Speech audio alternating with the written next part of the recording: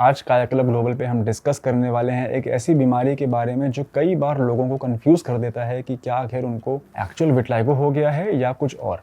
तो ये बीमारी है टीनिया वर्सिकुलर। हम डिस्कस करेंगे कैसे टीनिया वर्सिकुलर डिफरेंट होता है एक्चुअल विटिलिगो या ल्यूकोडर्मा से, 7 पॉइंट्स में, ranging from treatment to their mechanism of action.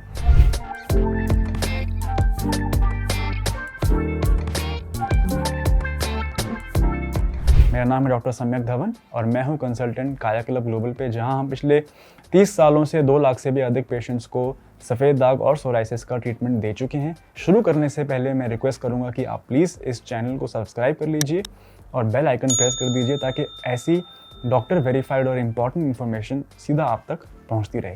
चलिए शुरू करते हैं 7 पॉइंट्स में कि what is the difference between tinea versicolor and vitiligo या फिर सफ़ेद दाग और ल्यूकोडर्मा। सबसे पहला पॉइंट है कि आखिर ये दोनों बीमारियां हो क्यों रही हैं। विटिलिगो एक ऑटो इम्यून डिसऑर्डर है जिसमें कि हमारी ही बॉडी की इम्यूनिटी रंग बनाने वाली कोशिकाओं पे हमला कर रही है और उनको डिस्ट्रॉय कर रही है। टीनिया वर्सिकुलर एक फंगल इन्फेक्शन है। सेकंड, हम बात करेंगे कलर डेंसिटी के बारे में। कलर डेंसिटी का मतलब है कि जो सफ़ेद दाग हो रहा है वो कितना डेंस है, यानी कि सफ़ेद दाग वाले रोगी का जो सफ़ेद दाग होता है वो बिल्कुल दूध जैसा मिल्की वाइट होता है। On the other hand, tinea versicolor में जो हमें धब्बे मिलते हैं बॉडी में, वो सिर्फ जो स्किन का कलर जो लूज हो रहा है वो सिर्फ 30-40% ही कलर लॉस वहाँ देखने को मिलता है। वो उतना कभी भी मिल्की वाइट, ओपेक वाइट जो विटिलिगो पेशेंट में देखने को मिलता है वैसा कभी भी नहीं होगा। थर्ड जो चीज़ हम डिस्कस करेंगे वो है अकरेंस। अकरेंस यानी कि कितने % लोगों में सफ़ेद दाग होता है। हमें पता चल गया है इतनी वीडियोस बनाने के बाद, देखने के बाद, कि सफ़ेद दाग की अकरेंस दुनिया में 1 से 2% लोगों को होती है। On the other hand, tinea versicolor fungal infection बहुत ज़्यादा कॉमन है। बहुत सारे लोग जो स्वेट करते हैं, यानी कि जो एथलीट्स होते हैं, स्पोर्ट्स पर्सन होते हैं, जिनका फील्ड वर्क रहता है, उनमें काफ़ी कॉमन होती है टीनिया वर्सिकुलर या फंगल इन्फेक्शंस। चौथा पॉइंट हम पकड़ते हैं एसोसिएटेड सिम्टम्स, यानी कि बीमारी के साथ साथ और क्या सिम्टम्स आपको देखने को मिल सकते हैं। तो सफ़ेद दाग वाले पेशेंट्स में हमने पाया है कि यदि आपको या आपके घर परिवार में किसी को भी बीपी, शुगर या थायराइड की प्रॉब्लम है तो सफ़ेद दाग होने के चांसेस 25 से 30% बढ़ जाते हैं। इसका मतलब कि आपको हो सकता है कि जो बीपी, शुगर या थायराइड के सिम्टम्स हैं वो देखने को मिलें। On the other hand, tinea versicolor क्योंकि एक फंगल इन्फेक्शन है, कई बार उसकी शुरुआत ग्रोइन वाले एरिया में भी होती है, जांघों में भी होती है। तो हो सकता है कि आपको ग्रोइन वाले एरिया में, जांघों में खुजली, एक इचिंग, एक सिम्टम वहाँ पे देखने को मिले। सेकेंड लास्ट हम बात करेंगे, छठा पॉइंट, वो है ट्रीटमेंट। आखिर दोनों ही बीमारियों का ट्रीटमेंट कंप्लीटली डिफरेंट है। फंगल इन्फेक्शन के लिए हमें एंटी फंगल ट्रीटमेंट प्रोवाइड करना है, उसके लिए हमें खाने के लिए दवाई खानी पड़ती है और लगाने के लिए ऑइंटमेंट दी जाती है, क्रीम दी जाती है, ट्यूब लगानी पड़ती है, उसका अलग कोर्स चलता है।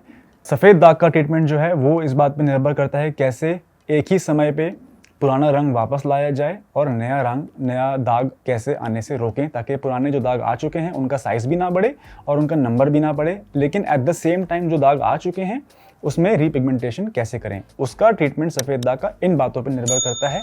साथ ही साथ डिपेंड करता है कि आपको कहीं बीपी, शुगर या थायराइड की प्रॉब्लम तो नहीं है।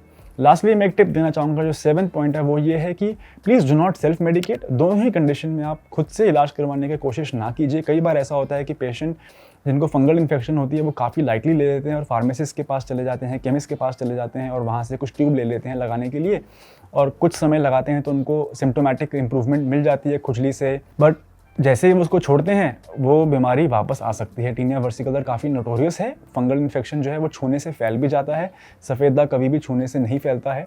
एक एडवाइस आपके लिए है कि यदि आपको टीनिया वर्सिकुलर फंगल इन्फेक्शन है तो आपको अपने कपड़े अलग से बॉयल करके धोने चाहिए, नॉर्मल कपड़ों में नहीं धोने चाहिए, क्योंकि वो घर परिवार में बाकी सदस्यों को भी हो सकता है। यदि आप बेडशीट शेयर करें, हैंकरचीफ शेयर करें, साथ में सोएं, तो दूसरे फैमिली मेम्बर को भी टीनिया वर्सिकुलर हो सकता है। और अगर ज़रा सा भी सिम्टम नज़र आए फैमिली मेम्बर में किसी को भी फंगल इन्फेक्शन का, तो इमीडिएटली पूरे परिवार को ही जो है डॉक्टर के पास जाके एंटी फंगल का एक फुल कोर्स ऑफ ट्रीटमेंट ले लेना चाहिए। बीच में ट्रीटमेंट नहीं छोड़ना चाहिए, क्योंकि 1 महीने के बाद जो कलर लॉस हुआ है टीनिया वर्सिकुलर में, दवाई खाने के बाद कम से कम 2 महीने लगते हैं प्रॉपर कलर स्किन का वापस लाने में, अगर आपको फंगल इन्फेक्शन हुई है। विटिलिगो का ट्रीटमेंट हमें पता ही है काफ़ी लंबा चलता है, 6-9 महीने, 1 साल तक भी चल जाता है, depending upon the location of the patch. तो ये तो थी आज की वीडियो। उम्मीद करता हूँ आपको ये डिफरेंस समझ में आ गया हो शॉर्ट में कि दोनों बीमारियों के बीच में क्या डिफरेंस है। ऐसी वीडियोस आप तक पहुँचती रहें तो प्लीज़ इस चैनल को सब्सक्राइब कीजिए। Thank you.